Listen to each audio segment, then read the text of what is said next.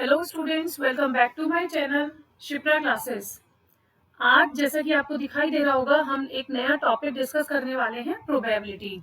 सिर्फ एक introduction part को हम एक छोटी सी वीडियो में कवर करेंगे ताकि जिससे आपको थोड़ा सा बेसिक समझ में आए। आज हम ज्यादा कुछ नहीं पढ़ेंगे, सिर्फ प्रोबेबिलिटी की बेसिक नॉलेज गेन करेंगे। बेसिक क्या मीनिंग होता है प्रोबेबिलिटी का, हिंदी में हम क्या बोलते हैं इसको, प्रायिकता। तो इसके इंट्रोडक्शन को समझते हैं, इसका क्या मीनिंग होता है, डेली लाइफ में हमारा इसका क्या यूज है। सबसे पहले वो एग्जाम्पल्स देखते हैं। In our day to day life we speak और we hear many of the statement such as. हम अपनी रोज की जिंदगी में कुछ वर्ड्स ऐसे होते हैं जो देखते हैं, बोलते हैं, सुनते हैं, ठीक है। जैसे probably Rahul will play today, हो सकता है आज राहुल खेले। Most probably Sachin is going abroad, बहुत ज्यादा चांसेस है कि सचिन अब्रॉड जा रहा है। There is a chance to have rain today, कहीं ना कोई चांस है कि आज बारिश हो जाए। तो ये जो हमने यूज करे words, probably, most probably, there is a chance to have rain today, there is a chance, ये शब्द का मीनिंग क्या हुआ, प्रोबेबिलिटी, किसी चीज के होने की संभावना क्या कहलाती है, probability. In the same way, उसी तरीके से हम क्या बोलते और सुनते हैं, our school team has very good chances of winning, हमारी स्कूल टीम के बहुत ज्यादा चांसेस हैं कि वो जीत जाए।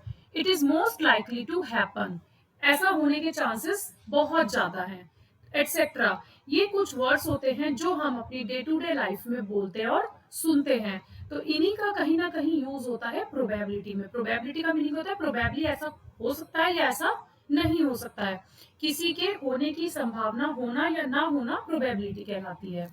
नोट, एक और नोट हम पढ़ते हैं जो हमने वर्ड्स पीछे पढ़े, the words like probably, chance या चांसेस, मोस्ट लाइकली एटसेट्रा, जो हम ये वर्ड्स पढ़ते हैं as used above have almost the same sense. इनका हर जगह कहाँ सेम सेंस यूज करते हैं हम इनका, and involve an element of uncertainty, कहीं ना कहीं इनमें अनसर्टेनिटी दिखाई देती है। हम जब ये कह रहे हैं हो सकता है आज बारिश हो, ऐसा भी हो सकता है बारिश ना हो।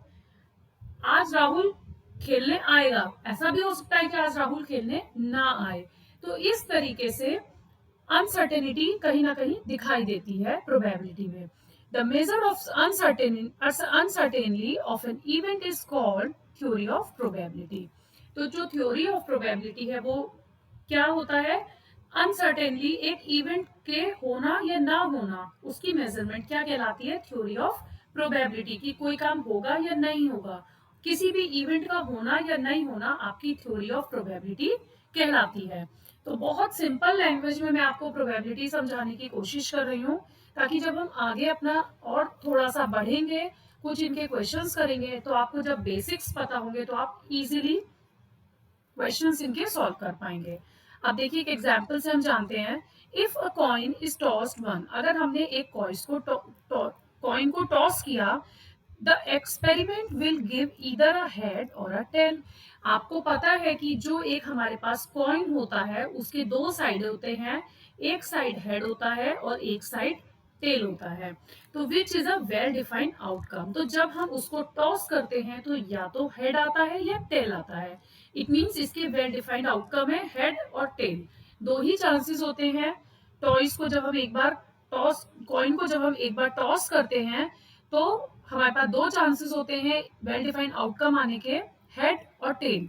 ईच आउटकम हेड और tail is an event, means अगर हेड आता है तो वो भी एक इवेंट हुआ और अगर टेल आता है तो वो भी एक इवेंट हुआ। तो ईच आउटकम हेड और टेल इज एन इवेंट। तो समझ में आया आपको। अब हम समझेंगे आउटकम्स क्या होते हैं, इवेंट्स क्या होते हैं। वैसे मैंने आपको पीछे समझा दिया है, पर हम और एक एग्जाम्पल से समझेंगे।